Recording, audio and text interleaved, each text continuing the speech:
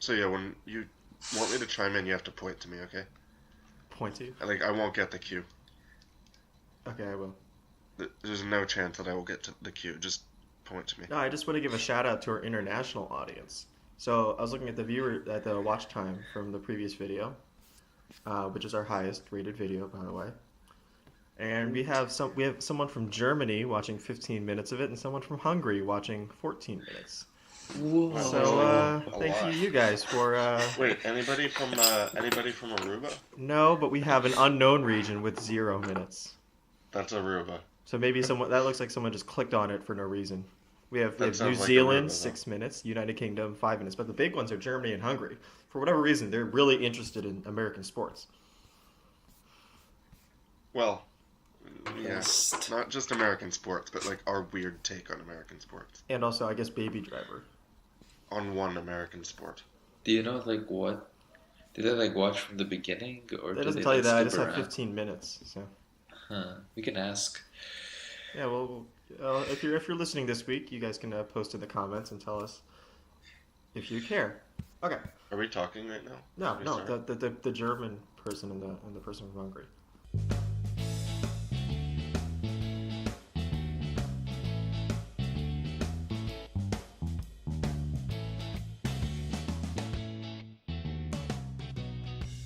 Hello, everyone, and welcome to the fifth episode. Fourth. Fourth? Fourth. Nice. Third. I'm gonna keep screwing this up, Fourth. but we have three hosts today, not guests. Alok Hey guys. and Jake, Hi. and I'm Daniel. Anyway, Hi Daniel. okay, we're done with that. Anyway, I think the big story today, or this week rather, is kind of the biggest injury of the year. Like, there's really no more impactful player than Mike Trout. So, when Trout goes out for 2 months, I mean, what's your take on that? I think I like this guy. He's a good baseball player. I mean, no, his stats are good. Hashtag analysis right there. I mean, yeah. He has like a 3.4 WAR throughout like 47 games, right? I mean, He's leading I in feel WAR, like, and it's not even close. yeah, And he's missed I like a think, week of games, over a week of games. yeah, I feel like even, I think I saw the math somewhere, but like if he comes back, like, and performs about as well as he did before the injury, and is still out like no more than what's predicted, he could still get like a 7+4 on the season, which is like pretty impressive if you're Yeah, missing like half of it. really. So I read. So okay. So I heard an inside source, right? So anyway, what he has right now is a UCL tear on his thumb, right? And so Right. there have been a couple of recent injuries with that. Most notably was Andrelton Simmons last year, Oh, right? I think I know the article you're talking Yeah, about. I think you know what I'm talking about. Anyway, so basically Simmons came back in 5 weeks. This is usually a 6 to 8 week thing. He came back in 5 weeks because they're doing some new. I don't know the exact medical science for it. I forgot what it was, but it's some new way to treat it, where you can start swinging, like you could start using it within like a week.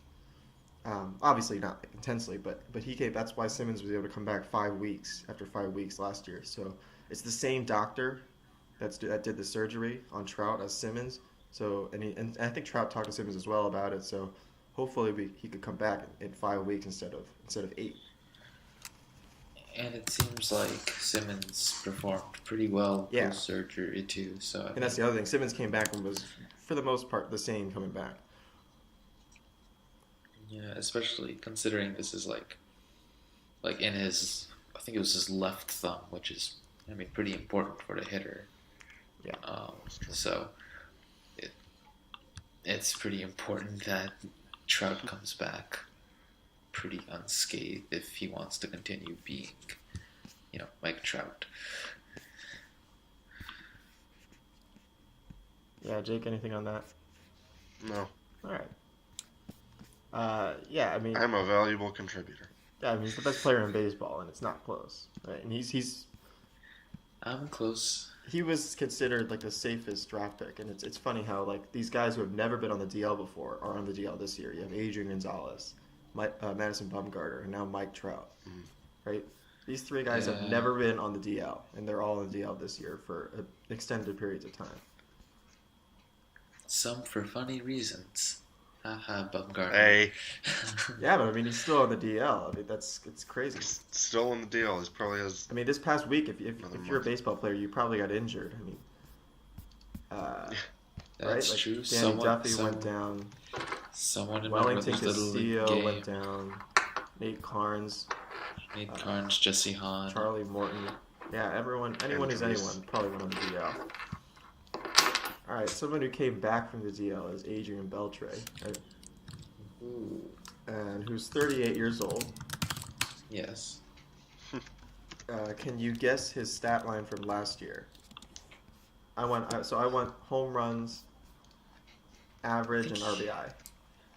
I think he hit. I think last year was like a 30 homer, 100 ribby, 300 season for him. Yeah, right? pretty Like, much exactly like that. Yeah. I will guess 33 homers and a batting average of 299. Okay, he actually hit 300 exactly. I'm looking at his stat line. Yeah. so. I told Loki. I didn't want it to be too suspicious. Yeah, I just told Loki. He was still a solid contributor last year. He was 37 last year. Do you think he declines this year, Jay? I mean, I think there's a solid chance. It's just age combined with this injury. Not usually a good combination. Yeah. That's all I have to say. Yeah, I mean, Beltre, I'm just looking at his games played. He doesn't usually seem to get hurt. I mean, he's played over 100, 40 games a season since, 2011. And over 100 every year since 1999. Yeah, so, Right. I mean, yeah. So, I mean, I feel like this injury could set him back, but I mean... I he's could see him 38. having 2015 stat line. 2015. Yeah, I feel like that's maybe Maybe a few more home runs. a few more home runs, maybe a lower average. I'm not sure, but closer to that. Really, you don't Yeah, think he can hit 20. 287? I'm saying I'm not sure. I'm saying post injury, because I mean he's hit below 287 in the past. I mean he's hit 260, 250. Yeah, but I mean, since 2012, he's only hit below 300 once. Right, but he also hasn't been injured. Yeah, he has. He only played 124 in 2011. He played 148 2014, 143 2015. He's gonna play 130 this year, right? Plus, I think they're also planning on using him. So he played third base on. So he came back Thursday, right? Or no, he came. Yes. Sorry, he came back today's Thursday. He came back Monday. Came back Monday, but he was out since the beginning of the season. Right? Well, here's what I'm saying. He played Yeah. Monday. He played third base. Tuesday he played at third base, and then yesterday, Wednesday, he played at DH. So I think they're going to do some sort of DH schedule like that to keep him rested. Okay. Where it's third So base, third he'll base, end up DH, with- third base, sit, third base, DH, third base, sit. You get what I'm saying? To I keep him guess, rested. yeah. Yeah, I guess that makes sense. Yeah, I guess 287. Hitting in the 280s might It's possible. not be I mean, out of the ordinary then. But hitting 287 is pretty extraordinary for any 38-year-old. Well, also he doesn't strike out. His strikeout rate's 10%. Yeah, that is true. That's what keeps his average above 300. That's what's kept his average above 300 the past 5 years. Is because his strikeout rate is one of the best in the majors. he's even Yeah. improved it with his age. It used to be worse, and it got better.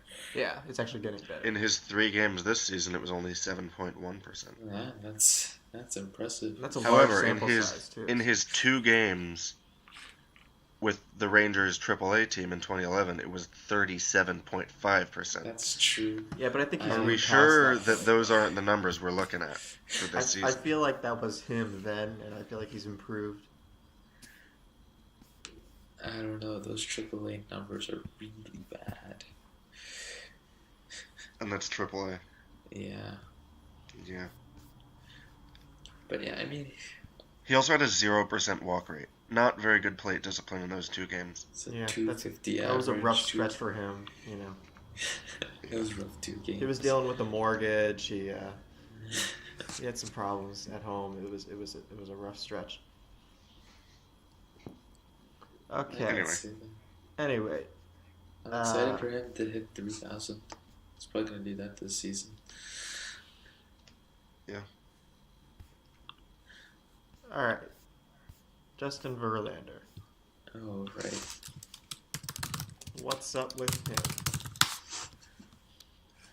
This is such aggressive typing, Jesus Christ. You could hear it. Yeah, I'm gonna have to edit that out. Yes, it's louder than we're talking. It's too much. It's way too much. Oh, look, my neighbors were complaining about it. I'm sorry, it's who I am. It's part of who I am. All right. Justin Verlander, who has the highest FIP since 2006 right now. Yeah. Why is he walking everyone, Jake?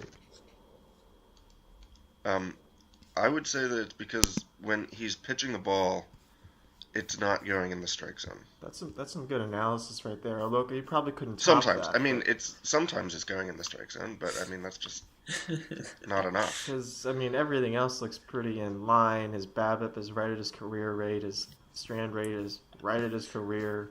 Yeah, I mean, if you look at his plate discipline numbers, I think they speak for themselves. Allowing a little too much hard contact is what I see. No, if you look at plate discipline, I think that shows that he has some maybe control issues, or maybe some movement issues. His out of zone swing rate is the lowest it's been since 2009. Yeah, his velocity is actually higher is the highest since 2011. He's throwing 95 this year. How old is he? He's 34 and he's throwing 95. Yeah, it's pretty good. Well, he's throwing 93.7 last year, so that's what I'm saying. He's actually increased in his velocity. He just doesn't know how to throw straight. His swinging strike rate's also down. It's well, it's because he's walking everyone. Yeah, exactly. Well, yeah, there's probably some control issues or some movement issues in what he's doing. Because contact rate is a bit up too, but at least compared to last year. Yeah, I wouldn't worry too much. I think he'll slowly eke that ERA down to just below 4. I could see him having a David Price year like last year.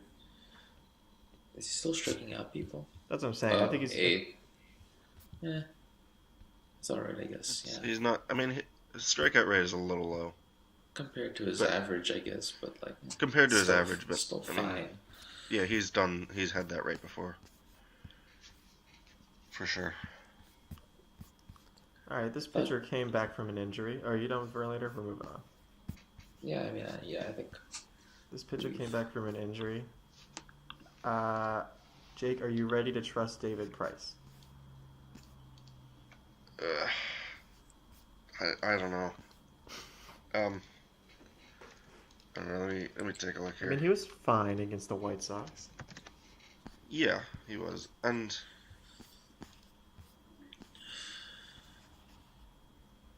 God, I'm not sure. I mean, he was so shaky to begin with, meaning last year.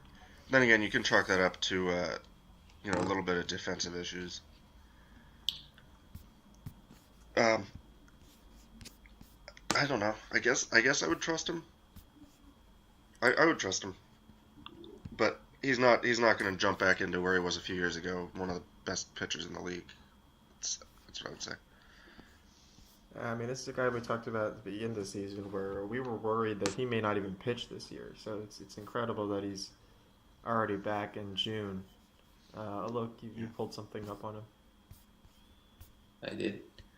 Well, you were pounding away on the keyboard. I figured you had something. Yeah, I pulled up his Fangraph stats. All right, nice. Yeah, I mean, I think it's a little too early to tell. I mean, he's only pitched a game. Yeah, but you can check velocity. Velocity is right there, so that looks pretty good. Yeah, I guess that's true. Well, yeah, his velocity's up from last year. Well, It last year seems. was looks like an anomaly though. That's why Yeah, he was last. struggling last year because he was throwing so slowly. That's true. Um, Wait, so he got surgery, right? Did he get Tommy John? I don't remember. No, No. Okay, never mind then. no. Yeah. I guess he would be out even longer if it was Tommy John. Yeah, Um, I feel like his velocity's up. I feel like it's, I mean, it's still obviously too early to tell based on that one game. Um, but I feel like he'd probably do better than last year. But yeah, like Jake, yeah, I guess I'm in agreement with Jake. He'll probably do better than last year, but not quite like the Yeah. 2.45 ERA he was in 2015 no, or not a three. chance. But if you're asking, do we start him? I would start him. Yeah, I mean, he's still Price. he was Injured or no. he was the number one overall draft pick. He always started number overall draft pick. Sure. Look, you really like Jesse Hahn. Do I? Well, I feel like you do. I mean, He's out with an injury right now. It looks like I dropped him too. he had a perfectly fine rehab start. 2 runs in 5.1 innings. Do you pick him back up now? I mean, I mostly got him, so I don't think he's the. So he has a 2.80 FIP. I don't think he'll sustain that given his homer fly ball rate is 2.1%. Well, he's given up And 1 it's- home run in 49 and 2/3 innings. Yeah, exactly. I think that'll definitely bump up. He's probably about like a high threes ERA. I mostly had him because I was like, okay, he's pitching well now. Just keep him until he starts doing badly. But then he got injured, so I was like, nah, screw it. But yeah, I mean, I don't think he's anything spectacular. He was just a guy who had a really long lucky streak that I kind of wanted to ride as long as I could. But he got injured, so that was not a very long ride. Well, he was injured last year, but he actually did well in 2015 with the Athletics. Yeah, that just was under 100 innings, but that's kind of when he debuted. I mean, I guess you can count the Padres, but this is a guy that's had success in the past. he's had success in the past. Yeah, that's why I was more inclined to pick him up. But I mean, I don't. I'm just not sure whether he will repeat that success. Just like comparing numbers from those 2 years and this year. I mean, he may come His- back within the next well, week. That's why I'm mentioning him with Kendall that's- Graveman on the DL. That's true. That's true. One thing to note about those 2 years he's had success was his ground ball rate was a lot higher than it is now. Like it was over half the balls in play were ground balls, but right now it's like 46%. Like in 2015, which was his strongest, a strong year for him. He had a ground ball fly ball rate ratio of 2.3%, or 2.3 rather.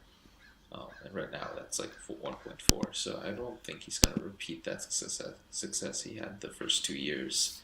I was mainly just riding him for as long as I could. Well, he's for also that throwing his streak. 4-seam fastball a lot less now. In that Padres 2014 year, he threw it 37.1% of the time. Now he's throwing it 11.4% of the time. So he's Right, leaning a but- lot more on the 2-seam fastball, which should theoretically get him more ground balls. Right, but I guess it's not. Really make Well, no I sense, mean, but- that 2.30 ground ball fly ball ratio was in 2015 when he started using the two seamer more. He used two seamer over half the time, so that makes sense there. But I guess his two seamer just isn't getting as many ground balls as it did in the past. All right. Jake, do you remember Jed Lowry?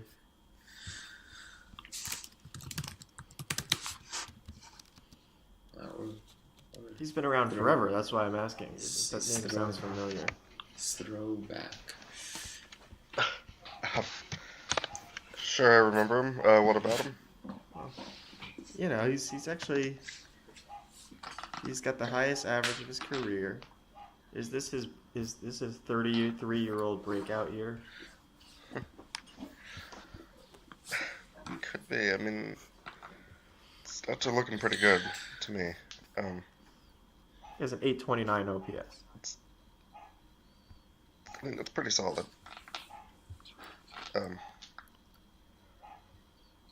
I don't know. I don't know if it's his breakout year, or if it's not, then he's not going to have one. But I don't know if it's a breakout year. But he's certainly doing acceptably. Yeah, I don't know what to say about him. I don't know if I would take him after this. All right, I'll give Could just be a hot you streak. a comparable second baseman, and you could say which one you would rather have. All right, let's see. Hold on. Okay. Hold on. All right, here we go. Cesar Hernandez or Jed Lowry? Jed Lowry. Really? Well, wait. Do you mean like right now, or Yeah, like you in have the one future? spot, you have one second base slot open, and both those guys are sitting on the bench. I mean, probably Jed Lowry. If is it different for the rest of the season? No, I mean for the rest of the world. For the rest of the world, okay. Like, who are we picking as a franchise second Is it baseman? just I would because you take don't like the Hernandez. Phillies? I mean, No, I'm saying that Hernandez is a lot younger. He's got a lot more years in the future. but you could A say lot more good Jed years, Lowry. at We least. kind of already know what he is, or we should know. This could just be a hot streak. I mean, I think at this point we know what Hernandez is as well. Do you? Well, I mean, he's been putting up these numbers consistently for a year and a half at this point. So I know that's not a large enough sample size, but he seems pretty legit. That's fine. And- Devin Travis or Jed Lowry? Hold on one second.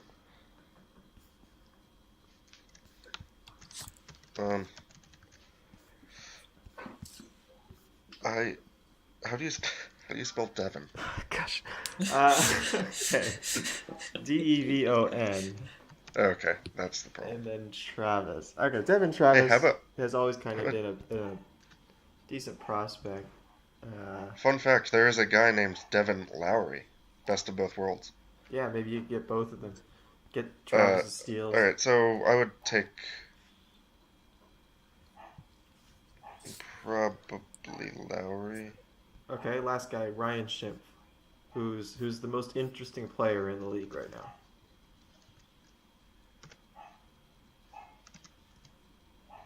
Ryan Schimpf. Ryan Schimpf's gonna hit 170, but have 30 home runs. Like that's really hard to do. That is pretty. I mean, I'd take Lowry. 14 of his 26 hits have been home runs. Jesus Christ. He's gonna. He strikes out a third of the time. Well, yeah, he is the example of the three true outcomes where he's either gonna walk, strike out, or hit a home run.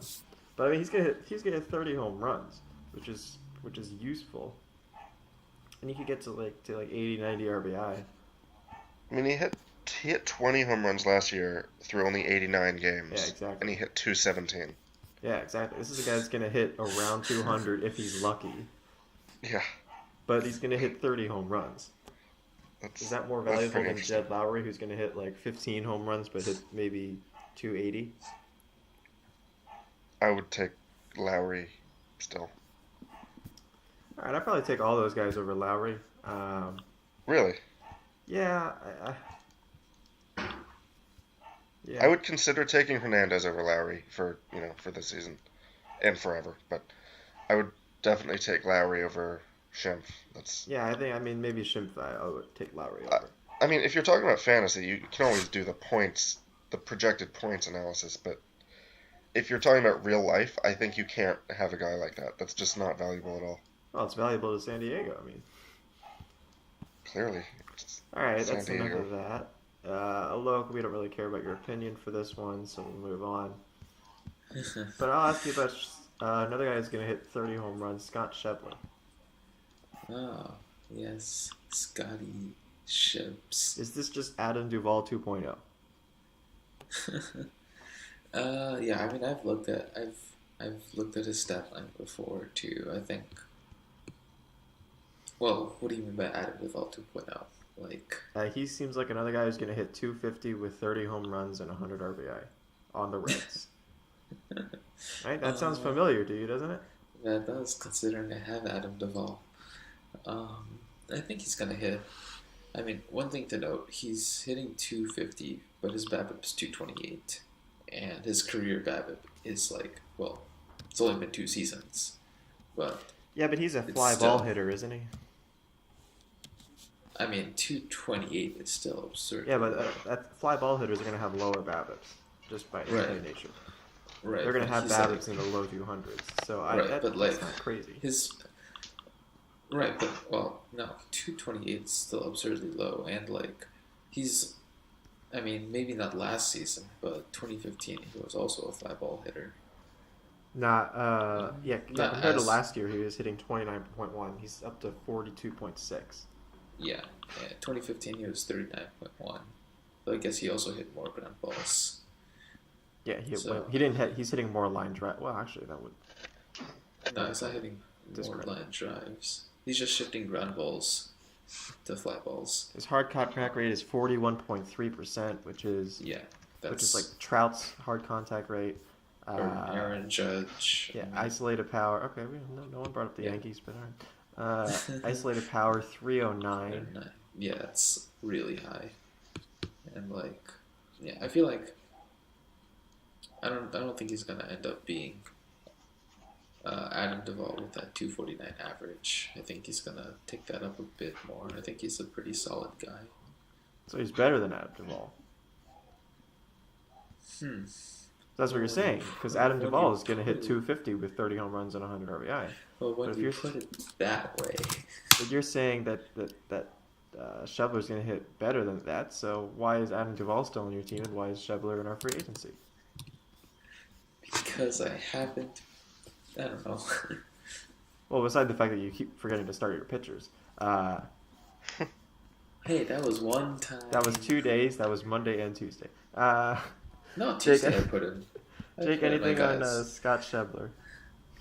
No. All right.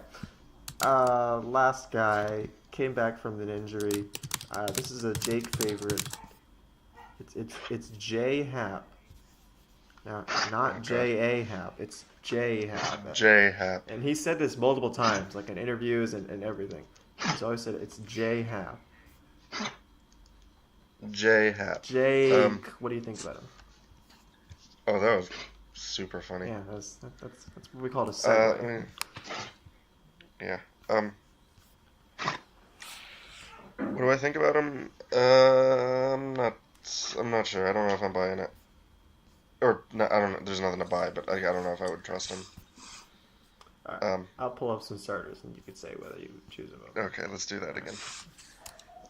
Ariel Moran. Oh, I'm going to talk about him later, so we're not going to mention. Okay. Jameson Tyone, who might come back soon from his injury. I need him back.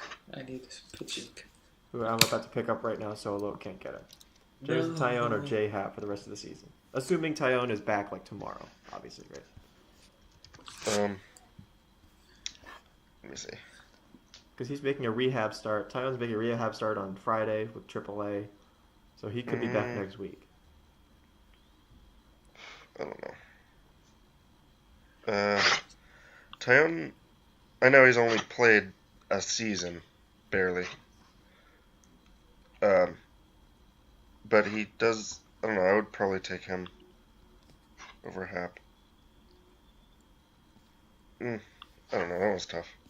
All right. Who would you take? Who would you take in that situation? Yeah, I think I'd probably take Tyone. I'd try to find a way to take both of them.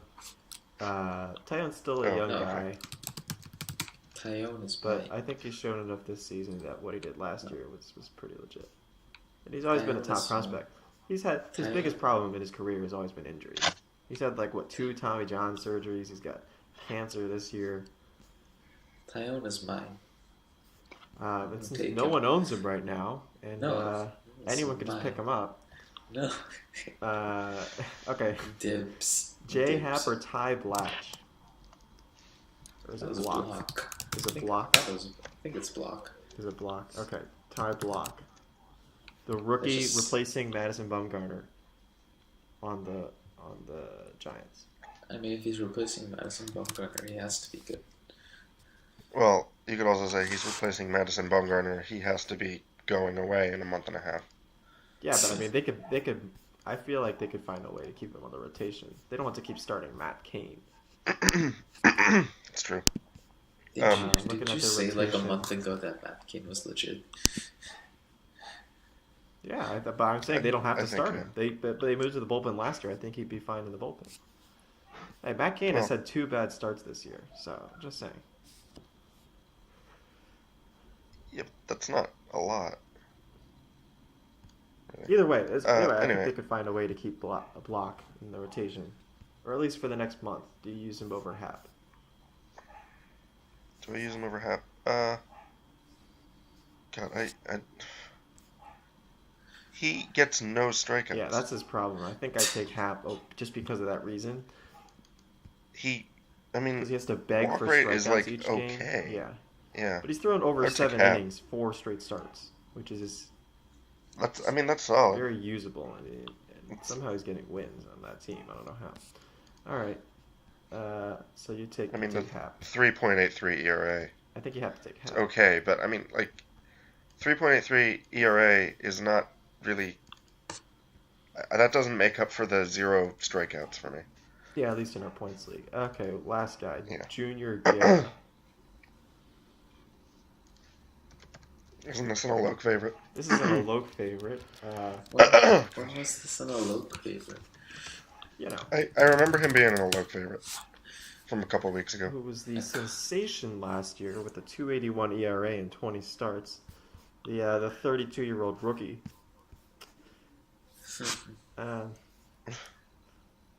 It looks like he's doing it again this year. Do you pick him up over Hap? I mean, he's doing it this year in only 3 starts so far. Yeah, but he was injured. Right. So, I mean, I guess I could take him over Hap. So my definitely a my question opinion of mark. him doesn't change from last year. I guess what I'm saying. I know. I mean, 20 starts with a under 3 ERA. That's showing you something. But remember, that was his rookie year. Nobody knew him. I don't think anyone knows him at all. Okay. Let's look at the. But look I mean, you see that with every rookie. The numbers do not stay as good as. I mean, in some cases they get better, but in a lot of cases they go downhill after people figure them out. You know what I mean? Yeah. All right. So I don't know if that's going to be the case. This next one is for all 3 of you guys. So I have 3 starters for this weekend. So I guess you want to rank them or just choose one? I guess we'll rank them. That's what we did last week, right? We ranked them. Did we? Okay. So we have Last week, so Erasmo Ramirez at Seattle, Tyler Chatwood at San Diego, and Ariel Miranda versus Tampa Bay.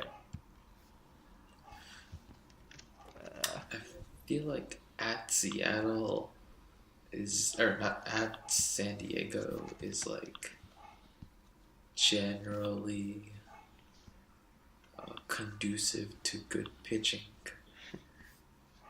Good words. Well, Tyler Chatwood has I think he has this. Yeah, he has a better road ERA than Clayton Kershaw since 2015. Yeah, it's also Tyler. Yeah, exactly. It's also Tyler Chatwood. This is a guy you want to use on the road, and I think I'd have to put him first on that list. Yeah, I mean, Ariel Miranda is intriguing, at least. I think, is he starting against Erasmo Ramirez? No. Oh yeah, they're both going head to head on Sunday. Who do you take there, Jake? Between the 3 of them, Well, I think Tyler Chatwood at San Diego. Yeah, has Chatwood's to be the clear best number one 1. there. between Ramirez and Miranda, 2 very different pitchers. yes. Yeah. God, I'm not sure. Because Erasmo Ramirez, I don't really count his last start because that was right after he had gotten a save, which is weird on its own. But so Yeah. he was only able to pitch 2 1/3 innings. But the 2 starts before that, he had 6 innings and 5.1 innings. He gave up 2 runs in both of those. I feel like he could do that again, and I think he's the safer pick here. Probably. But lefties against Tampa Bay, I feel like is a good matchup, isn't it? You got Corey Dickerson, Kevin Kiermaier. A lot of their big bats are left-handed, other than Longoria. And he could get 8 or 9 strikeouts. It's true. I don't know which one. I'd probably take Miranda. You're going for upside. Yeah. Alok, you going upside or safe? I'll probably go with Erasmo. Wait, did we keep track of our choices last week? Like who did the best? I mean, I can look now. So we had Scott Feldman at Philadelphia, who... hold on, my internet's kind of fuzzy. Yeah, I'll look it up. Feldman?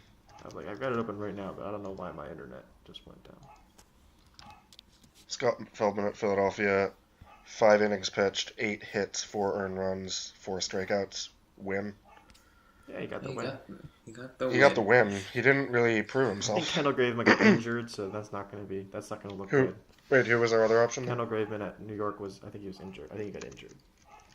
You could look at Fultonevich at San Francisco.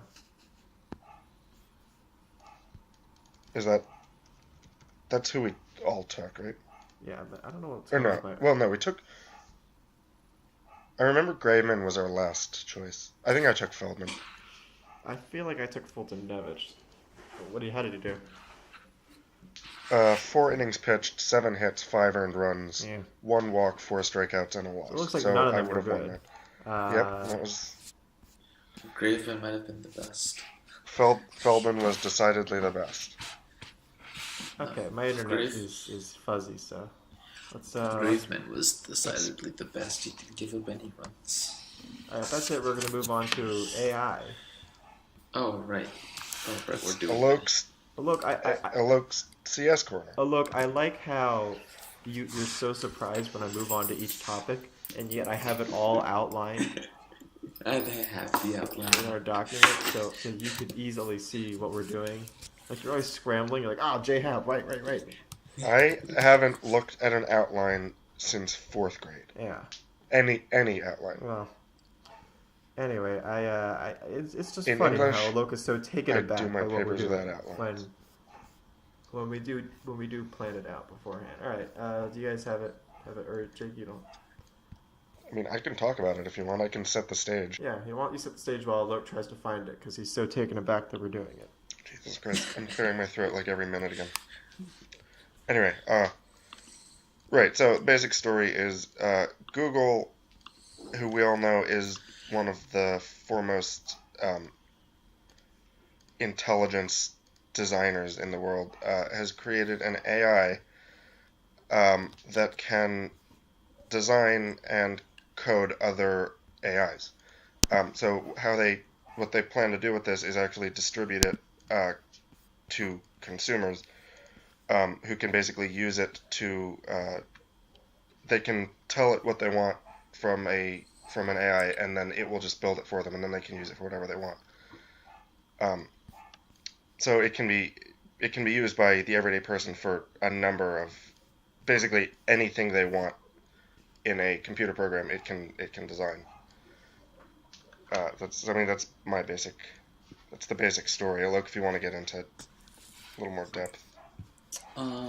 So as far as I'm aware, so what Google did was essentially there's a bunch of researchers on their Google Brain AI team.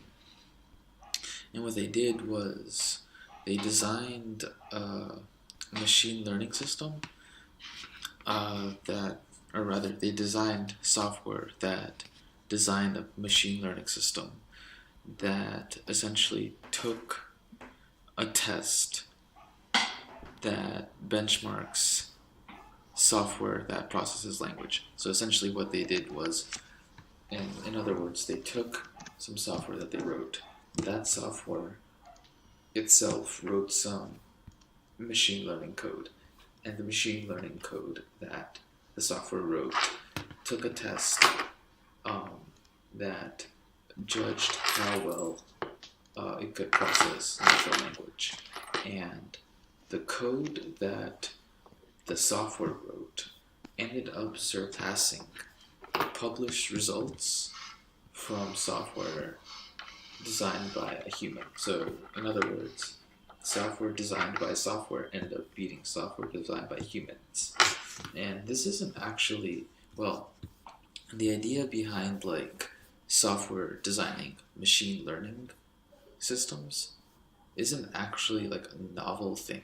The fact that it was able to beat humans is the novel thing. Like, this thing's been around, but they've never been able to get it to the point where it's better than humans writing machine learning systems.